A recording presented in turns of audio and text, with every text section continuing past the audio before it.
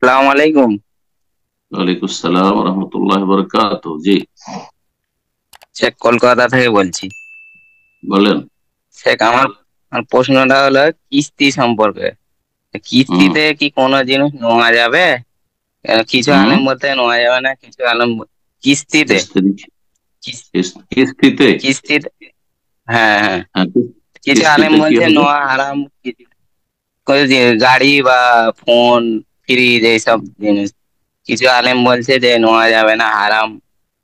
আলেম আর কিছু আলেমরা আলেম যখন বলছে ইখতিলাফ করেছে, শুনেন, আলেমদের যখন দুটো মত আছে আপনি জানছেন, যদি মনে করেন যে আমার এটা না করলেও চলবে, তাহলে করবেন না। বুঝছেন না?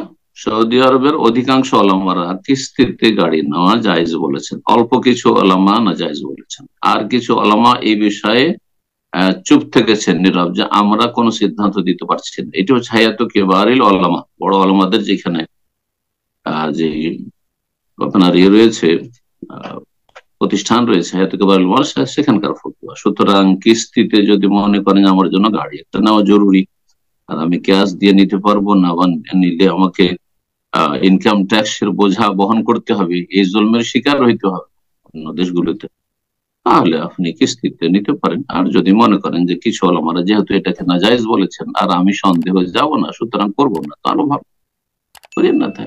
জি।